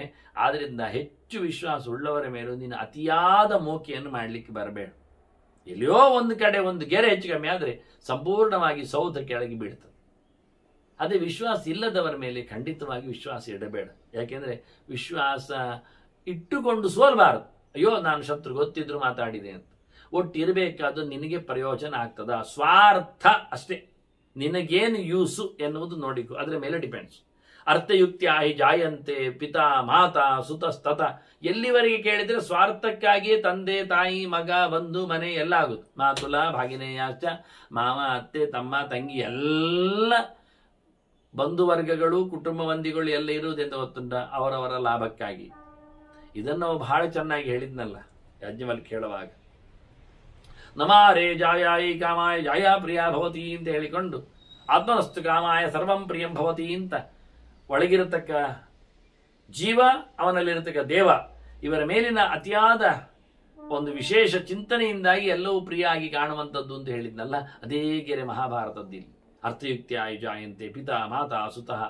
ತಂದೆ ಮಗ ತಾಯಿ ಮತ್ತೊಂದು ಇನ್ನೊಂದು ಬಂಧು ಬಳಗ ಎಲ್ಲ ಸಹ ತಥಾ ಸಂಬಂಧಿ ಬಾಂಧವ ಎಲ್ಲರೂ ಒಟ್ಟು ಸೇರುವಂಥದ್ದು ಸ್ವಾರ್ಥದಲ್ಲಿ, ಅವರವರ ಲಾಭಕ್ಕಾಗಿ, ಅವರವರ ಚೇಷ್ಟಿಗಾಗಿ, ಕೆಲಸಕ್ಕಾಗಿ, ಅನುರಾಗದಲ್ಲಿ. ಒಂದೊಮ್ಮೆ ಮಗ ಭಾರಿ ಇಷ್ಟ ತಂದೆ ತಾಯಿಗಳಿಗೆ ಅಂತ ನೀವು ಹೇಳಿದರೆ, ಯಾಕೆಂದ್ರೆ ತಂದೆ ತಾಯಿಗಳನ್ನು ಪ್ರೀತಿಸದೇ ಇರತಕ್ಕ ಮಕ್ಕಳಿದ್ದಾರೆ, ಯಾಕೆ ಅವರಿಗೆ ಬುದ್ಧಿ ಇಲ್ಲ ಅಂತ ಹೇಳುವ. ಆದರೆ ತಂದೆ ತಾಯಿಗಳು ಮಗನನ್ನು ಅವರೇ ಬರಮಾಡಿಸಿಕೊಂಡದ್ದಲ್ಲ. ಅವ್ರು ಪ್ರೀತಿಸ್ತಾರ ಕೇಳಿದ್ರೆ, ಇಲ್ಲ ಬಾ ಪುತ್ರಂಚ ಮಾತಾಪಿತರೋ ತ್ಯಜತಃ ಪತಿತಂ ಪ್ರಿಯಂ. ತಮಗಿಷ್ಟವಾಗಿರತಕ್ಕ ಮಗನನ್ನಾದರೂ ಅವನು ಕಳ್ಳನೋ ಸುಳ್ಳನೋ ಮೋಸಗಾರನೋ ಬಿದ್ದವನೋ ಭ್ರಷ್ಟನೋ ಹೇಸಿಗೆಯವನು ಇನ್ನೊಂದಾಗಿ ಬಿಟ್ರೆ ಬಿಟ್ಟೇ ಬಿಡುತ್ತಾರೆ. ವಿಶ್ವಾಸಕ್ಕೆ ಅದು ಹುಟ್ಟಿನಿಂದ ಇರತಕ್ಕ ವಿಶ್ವಾಸ, ಅದಕ್ಕೂ ಒಂದು ಕೊನೆ ಮಾಡ್ತಾರೆ. ಇದು ಒಂದು ಶಬ್ದ. ಇನ್ನೊಂದು ವಾಸ್ತವವಾಗಿ ಇಲ್ಲೊಂದು ನೋಡ್ಲಿಕ್ಕೆ ಹೋದ್ರೆ ಪುತ್ರಂಚ ಮಾತಾಪಿತರೋ ತ್ಯಜತಃ ಏನು ಸರಿ, ಆನಂತರ ಪತಿತಂ ಪ್ರಿಯಂ ಅಂತ. ಹೆಂಡತಿಯಾದವಳು ಗಂಡನನ್ನು ಬಿಡ್ತಾಳೆ. ಪ್ರಿಯಕರನಾದರೂ ಪ್ರಿಯವನ್ನು ಮಾಡ್ತಾ ಇದ್ರು, ಮಗನನ್ನು ತಂದು ಕೊಟ್ಟಿದ್ರು, ಮಕ್ಕಳನ್ನು ಮಾಡಿದ್ರು, ಎಲ್ಲ ಮನೆ ಸೌಖ್ಯ ಎಲ್ಲ ಕೊಟ್ಟಿದ್ರು, ಅವನು ಬಿದ್ದಿದ್ದಾನೆ ಎಲ್ಲಿ, ಹೊಂಡದಲ್ಲಿ ಕುಡಿದು ಬಿಟ್ಟಾಯ್ತು ನೋಡಿ. ಅದು ಅವನು ಬಂದಿದ್ದ ಧರ್ಮಭ್ರಷ್ಟ ಇದ್ದಾನೆ, ಬೇಡಲಿಕ್ಕೆ ಹೇಳಿದ್ದಾರೆ ಶಾಸ್ತ್ರದಲ್ಲಿ, ಆಯ್ತಲ್ಲ. ಹೀಗೆ ಇನ್ನೇನೇನೋ ಕಾರಣದಿಂದ ಗಂಡನನ್ನು ತ್ಯಜಿಸುವ ಹೆಣ್ಣುಗಳು ಇದ್ದಾರೆ, ಮಗನನ್ನು ದೂರ ಇಡುವ ತಂದೆ ತಾಯಿಗಳು ಇದ್ದಾರೆ. ಮೊನ್ನೆ ನೋಡಿ ಕೊರೋನಾ ಬಂದಾಗ ಯಾರಿಗೆ ಯಾರುಂಟು. ಹಾಗಾಗಿ ಲೋಕೋ ರಕ್ಷತಿ ಚ ಆತ್ಮಾನಂ ಪಶ್ಯ ಸ್ವಾರ್ಥಸ್ಯ ಸಾರತಾಂ. ಇಲ್ಲಿ ಸಬ್ಜೆಕ್ಟ್ ಏನು ಕೇಳಿದ್ರೆ ಸ್ವಾರ್ಥ, ಇಲ್ಲಿ ಕೆಲಸ ಮಾಡಿದ್ದೇನು ಕೇಳಿದ್ರೆ ಸ್ವಾರ್ಥ, ಸೆಲ್ಫ್ ಸೆಂಟರ್ಡ್, ಸೆಲ್ಫ್ ಮೋಟಿವೇಶನ್ ವಾಕ್ಯವಾಗಿ. ಇಡೀ ಜಗತ್ತೇ ಲೋಕೋ ರಕ್ಷತೆ, ಎಲ್ಲಾ ಜಗತ್ತು ತನ್ನನ್ನು ತಾನು ನೋಡಿಕೊಳ್ಳುತ್ತದೆ, ತನ್ನನ್ನು ತಾನು ಮೆರೆಯಿಸ್ತದೆ ಹೊರತು ಇನ್ಯಾರನ್ನಿಲ್ಲದಕ್ಕೆ ಕಾರಣ ಸ್ವಾರ್ಥವೇ. ಆಯ್ತಾ ಇಲ್ಲ? ಸಾಮಾನ್ಯ ನಿಷ್ಕೃತಿ ಪ್ರಾಜ್ಞಾ ಯೋ ಮೋಕ್ಷ ಸಮನಂತರ. ನಿಜವಾಗಿ ಉಪಕಾರ ಮಾಡಬೇಕು ಎನ್ನುವುದು ಇರ್ತದೆ, ಆದರೆ ಮರೆತು ಬಿಡುವುದು ಕಾಮನ್. ನಾನು ನಿನಗೆ ಉಪಕಾರ ಮಾಡಿದೆ, ನೀನು ನನಗೆ ಉಪಕಾರ ಮಾಡಿದೆ, ನೀನು ಹೇಳುದಾಗಲ್ವ ನಾವೀಗ ಮಿತ್ರರಾಗಿದ್ದೇವೆ ಅಂತ. ಅದು ಉಪಕಾರ ಆದ ನಂತರ ಮರೆತೋಯ್ತು, ಮುಗಿದ ಅಲ್ಲಿಗೆ. ಸಾಮಾನ್ಯ ವಿಷಯವನ್ನು ಕೇಳಿದರೆ ಮರೆತು ಬಿಡುವುದು, ಏನು ಮಾಡದೇ ಇರುವುದು ಲೋಕದಲ್ಲಿ ಇದು ಕಾಮನ್. ಯಾವಾಗ ಅವರವರ ಬಿಡುಗಡೆ ಆದ ನಂತರ, ಅವರವರ ಕೆಲಸ ಆದ ನಂತರ ಯಾರು ಮತ್ತೆ ಅಲ್ಲಿ ನಿಲ್ಲುವುದಿಲ್ಲ, ಉಪಯೋಗಕ್ಕೆ ಬರುವುದಿಲ್ಲ. ಇದು ವಾಸ್ತವ. ಹೀಗಿರುವಾಗ ಕೃತ್ಯಂ ಮೃಗೇಸೆ ಕರ್ತುಂ ಸುಖೋಪಾಯಂ ಅಸಂಶಯ. ನೀನೀಗ ಏನೋ ಒಂದು ಪಿತೂರಿಗೆ ಹುಡುಕ್ತಾ ಇದ್ದಾಗ ಉಂಟು ಗಮ್ಮತ್ನಲ್ಲಿ ಕೂತ್ಕೊಳ್ಳಿಕ್ಕೆ, ಇದು ಸುಖೋಪಾಯ. ಆರಾಮವಾಗಿ ತಿನ್ಲಿಕ್ಕೆ ಬರ್ತದಲ್ಲ ನಾನು ಅನ್ನುವ ನೆಲೆಯಲ್ಲಿ ನಿನಗೆ ಸುಖವಾಗಿರ್ಲಿಕ್ಕೆ ಏನೊಂದು ಉಪಾಯ ಹುಡುಕಿದಾಗೆ ಉಂಟು. ನಿಜವಾಗಿ ಕೆಲಸ ಆದ ನಂತರ ಮುಗಿದೋಯ್ತು, ಆಯ್ತಾಯ್ತು, ಮುಗಿದೋಯ್ತು ಅಷ್ಟೇ. ಆನಂತರ ಯಾರು ಪಕ್ಕ ಯೋಚನೆ ಮಾಡೋದಿಲ್ಲ. ನಿನ್ನೆ ಬಿಡುಗಡೆ ಆಯಿತು, ನಿನಗೆ ನೀನು ಆರಾಮಾಗಿ ಇರ್ಬೋದು. ಈಗ ಮತ್ತೆ ಯಾಕೆ ನನ್ನ ಮೇಲೆ ನಿನಗೇನೋ ಒಂದು ಯೋಚನೆ? ನೀನು ಏನೋ ಒಂದು ಆರಾಮ ಇರ್ಲಿಕ್ಕೋಸ್ಕರ, ಸ್ವಾರ್ಥಕ್ಕೋಸ್ಕರ ಬರ್ತಾ ಇದ್ದಿ ಅಂತ ಕಾಣ್ತದೆ. ಆದ್ರೆ ಏನೋ ಇದು ಸುಮ್ಮನೆ ಒಂದು ಕೆಲಸ ಹುಡುಕಿದಾಗೆ ಉಂಟು. ನೋಡು, ನಿನಗೆ ಇದು ಕತೆ ಶುರು ಮಾಡಿತ್ತು ಹಿಂದಿನದ್ದು. ಅಂದ್ರೆ ಬೆಕ್ಕಿನ ಚಾಪಲ ಅದನ್ನೀಗ ಡೈರೆಕ್ಟ್ ಆಗಿ ಅಟ್ಯಾಕ್ ಮಾಡ್ತಾ ಉಂಟು ಇಲ್ಲಿ. ಅಲ್ಲಿ ನೀನು ಬಂದದ್ದು ಕೆಳಗೆ ಯಾಕೆ? ಮರದಿಂದ. ಅದು ಬೇಡ ಇಟ್ಟ ಮಾಂಸಕ್ಕೆ ಅಲ್ವಾ? ತಿನ್ನುವ ಚಾಪಲಕ್ಕೆ ಒಡ್ಡಿ ನೀನು ಅಲ್ಲಿ ಬಲೆ ನೋಡಿದ್ರು ಬಿದ್ದುಕೊಂಡೆ ಅಲ್ವಾ? ಈಗ ನಾನು ಎಂಥದ್ದು ಮತ್ತೆ ನಿನಗೆ? ನಿನ್ನ ಚಾಪಲ ಅಂತ ಇದು ಏನು ಹೇಳ್ತಾರೆ, ಸೀದಾ ಅದರ ವಾಸ್ತವತನಕ್ಕೆ, ಡೈರೆಕ್ಟ್ ವ್ಯಕ್ತಿತ್ವಕ್ಕೆ, ಪರ್ಸನಲ್ ಮ್ಯಾಟರ್ ಅಂತಾರಲ್ಲ ಹಾಗೆ ಪರ್ಸನಲ್. ಈಗ ಇಷ್ಟೆಲ್ಲ ಜನರಲ್ ಆಗಿ ಹೇಳ್ತಾ ಬಂತು ಇಲ್ಲಿ. ಸಾಮಾನ್ಯವಾಗಿ ಎಲ್ಲರೂ ಕೆಲಸ ಆದ ನಂತರ ಹೋಗಿಬಿಡ್ತಾರೆ. ನಿನ್ನೆಂಥದ್ದು ಕೆಲಸ ಹೊಸತೀಗ ಊಟಕ್ಕೆ ಬರಲಿಕ್ಕೆ ಹೇಳೋದು ಅಂತ ನಿನಗೇನೋ ಗಮ್ಮತ್ನಲ್ಲಿ ಕೂತ್ಕೊಳ್ಬೇಕು ಅಂತ ಕಾಣ್ತಾ ಉಂಟು. ಸುಖವಾಗಿ ನಿನ್ನ ಬದುಕು ನಡೆಸಲಿಕ್ಕೆ ನನ್ನನ್ನೇನೋ ಕರೆದಾಗಿದೆ, ನಿನ್ನ ಚಾಪಲ ಇದಲ್ಲವೇ ಅಂತ ಹೇಳಿ ಹಿಂದಿನ ಕಥೆಯನ್ನು ಉಲ್ಲೇಖ ಮಾಡಲಿಕ್ಕೆ ಇಲ್ಲಿ ಮತ್ತೆ ಮಾತಾಡಲಿಕ್ಕೆ ಮುಂದುವರಿಸಿದೆ. ವಂದನೆಗಳು. ಮತ್ತೊಮ್ಮೆ ಕೇಳುವ ಶ್ರೀಕೃಷ್ಣ ನಾರಾಯಣ.